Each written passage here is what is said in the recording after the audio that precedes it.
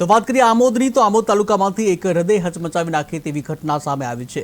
આછોદ ગામ નજીક આવેલા હાઈવે ઉપર ટ્રક અને બાઇક વચ્ચે ગંભીર અકસ્માત સર્જાતા 18 વર્ષીય યુવક યાહિયા પટેલનું ઘટના સ્થળે જ કમકમાટીભર્યું મોત નીપજ્યું, જ્યારે તેના મિત્ર શાલીન પટેલને ઈજાઓ થતાં તેને તાત્કાલિક સામૂહિક આરોગ્ય કેન્દ્ર ખાતે સારવાર માટે ખસેડવામાં આવ્યો।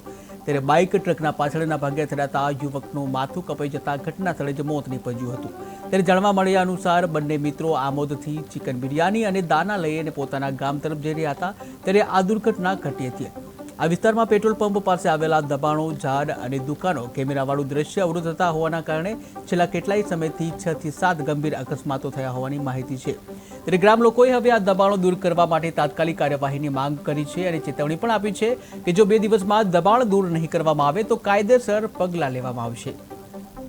ટીવી ગુજરાતીમાં આપનું હાર્દિક સ્વાગત છે। હાલમાં આમોદથી આછોદ પોતાના વતન જઈ રહેલા 2 ઈસમો બાઇક અને ટ્રકનું અકસ્માત થયું છે, જેમાં એક વ્યક્તિનું કમકમાટી ભર્યું મોત થયું છે। આછોદના 18 થી 20 વર્ષીય યુવાનનું કમકમાટી ભર્યું મોત થતાં તેમને આમોદ સામૂહિક આરોગ્ય કેન્દ્ર ખાતે સારવાર અર્થે લાવવામાં આવ્યા હતા, જ્યાં તેમને તબીબે મૃત જાહેર કર્યા હતા અને પોલીસે આ સમગ્ર બાબતે ગુનો નોંધીને વધુ તપાસ હાથ ધરી હતી અને જે ઈસમ યાહિયા પટેલ છે તેમને અત્યારે એમનો જે મૃતદેહ છે તે મૃતદેહને હાલની અંદર પોસ્ટમોર્ટમ ખાતે ખસેડવામાં આવ્યો છે। ત્યારે જે અકસ્માત છે તેની પાછળનું એક કારણ છે કે જે પેટ્રોલ પંપ છે ત્યાં આગળ પેટ્રોલ પંપ પાસે અવારનવાર અકસ્માતો સર્જાય છે। આપણી સાથે અહીંયાના એક સ્થાનિક જોડાયા છે। શું કહેશો, આ જે અકસ્માતો સર્જાય છે અહીંયા આગળ આછોદ ચોકડી પાસે, તેનું પાછળનું કારણ શું છે? આજે પેટ્રોલ પંપ આછોદ આમોદની વચ્ચે જે પેટ્રોલ પંપ છે એ પેટ્રોલ પંપની દિવાલો બહાર સુધી હોય, જેથી એન્ટ્રન્સ અને એક્ઝિટના ગાડી વળતી હોય તે કોઈને ખબર પડતી નથી ને એના લઈને અકસ્માત સર્જાય છે। અહીંયા આ એક જ જગ્યા એક જ સ્પોટ પર 7મો બનાવ છે, જેથી મારી એક નમ્ર વિનંતી છે કે એ દિવાલ એનું કંઈ નિવારીકરણ લાવી દિવાલોને અંદર ખસેડવામાં આવે કે કાં તો તોડી નાખવામાં આવે, કાં તો એ પેટ્રોલ પંપનો એક્ઝિટ કે એન્ટ્રન્સ જે હોય તે દૂર સુધી લંબાવીને અંદર એન્ટર થવાય કે બહાર નીકળાય એ રીતનું કંઈક જોગવાઈ કરવી જોઈએ।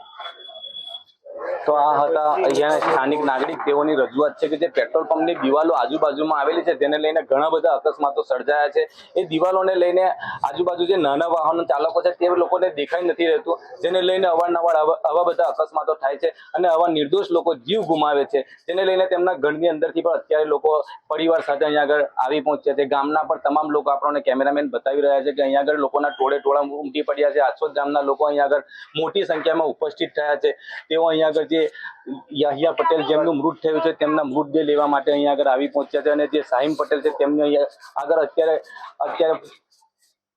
અહીંયા આગળ જે કહી શકાય ઇમરજન્સી રૂમની અંદર તેમની ટ્રીટમેન્ટ થઈ રહી છે। હવે આવનાર સમયમાં જોવાનું રહ્યું કે જે પેટ્રોલ પંપ નજીક જે દિવાલો ઊભી થઈ છે તે દિવાલો ખસેડવામાં આવે છે કે કેમ। જાવેદ મલિકનો report, KTV news Gujarati, Amod. શું નામ તમારું? મારું નામ મોહમ્મદ આસિફ ઇકબાલ છે। આજે અમારા ગામનો એક છોકરો એક્સિડન્ટ થયું છે ને અહીંયા સામે જ એક્સિડન્ટ થયું છે। એનું મુખ્ય કારણ એ છે કે અમે 5 થી 7 વખત આ જગ્યાએ એક્સિડન્ટ થયેલું છે।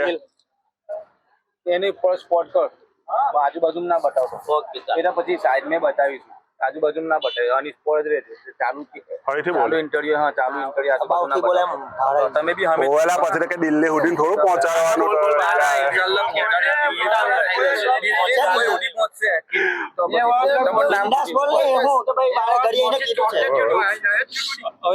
મારું નામ મોહમ્મદ આસિફ।